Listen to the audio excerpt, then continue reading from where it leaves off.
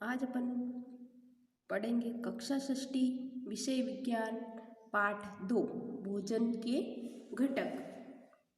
अध्याय 1 में हमने उन खाद्य पदार्थों की सूची बनाई थी जिन्हें हम खाते हैं। अध्याय 1 में अपन ने पाठ 1 में जो पढ़ा था अपन ने भोजन के बारे में कि अपन जिन जिन चीज़ों को खाने के उपयोग लेते हैं उनके बारे में अपन ने पढ़ लिया। भारत के विभिन्न भागों में खाए जाने वाले भिन्न भिन्न व्यंजनों के बारे में भी हमने बताया था तथा उन्हें मानचित्र में अंकित किया था। यानी अपन भारत में कौन कौन से व्यंजन खाए जाते हैं और अलग अलग भागों में कौन कौन से प्रकार के भोजन मतलब जो करते हैं उसके बारे में अपन ने पढ़ा था। इस प्रकार के भोजन में चपाती, दाल और बैंगन का भरता हो सकता है, तो दूसरे में चावल, सांभर तथा भिंडी हो सकती है। इसके अतिरिक्त अन्य भोजन में अप्पम, मछली तथा सब्जियां हो सकती हैं। यानी सब अलग अलग प्रकार का भोजन करते हैं। क्रियाकलाप 1। आमतौर पर हमारे आहार में अन्न से बना कम से कम एक व्यंजन होता है। दूसरे खाद्य पदार्थों में दाल या मांस का कोई व्यंजन तथा सब्जी हो सकती है।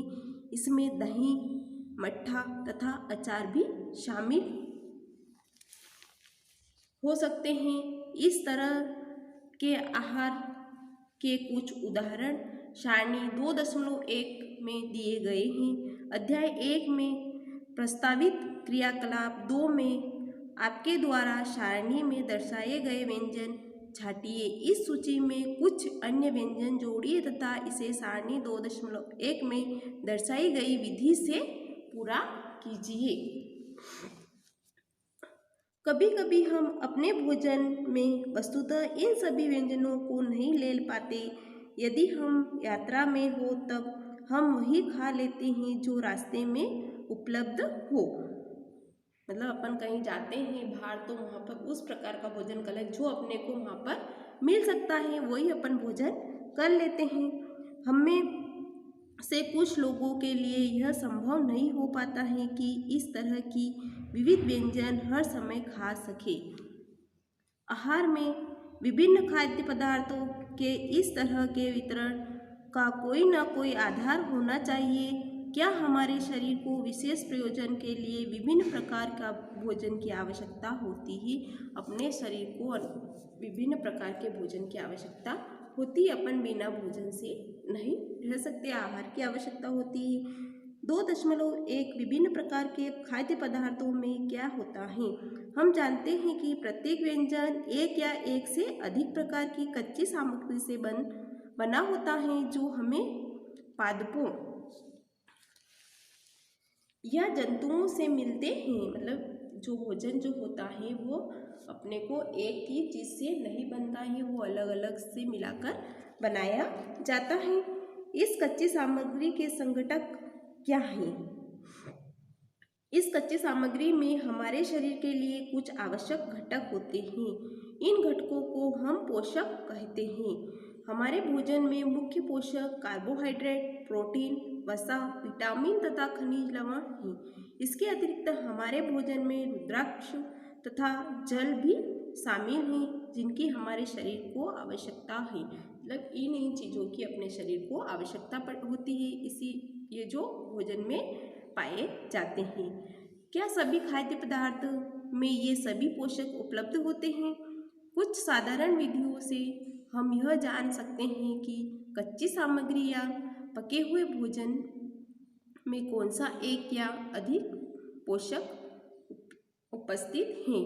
कार्बोहाइड्रेट, प्रोटीन तथा वसा के परीक्षण अन्य पोषकों के परीक्षणों की अपेक्षा सरल हैं। आइए हम इन परीक्षणों को करके परीक्षणों को सारणी 2.2 में लिखें। इन परीक्षणों को करने के लिए आपको आयोडीन, कॉपर, सल्फेट तथा कॉस्टिक सोडा विलयनों की आवश्यकता होगी। आपको कुछ परख नलियों तथा एक ड्रॉपर की भी आवश्यकता होगी। इन परीक्षणों को पके हुए भोजन तथा कच्ची सामग्री पर करें।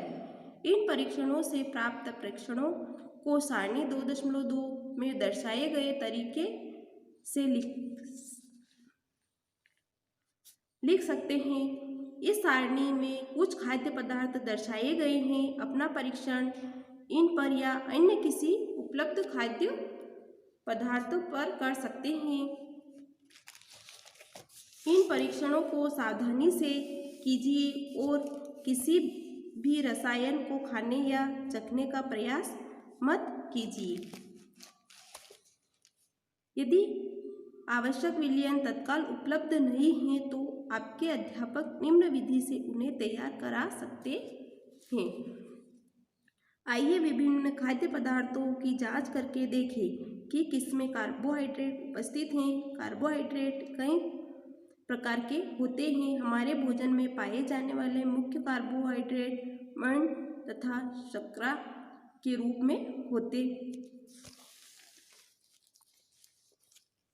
आयोडीन का तनु विलयन बनाने के लिए जल से आधी भरी परख नली में कुछ बूंदें टीचर आयोडीन की मिला दीजिए। कॉपर सल्फेट विलयन 100 मिलीलीटर जल में 2 ग्राम कॉपर सल्फेट घुलने से बन पाता है।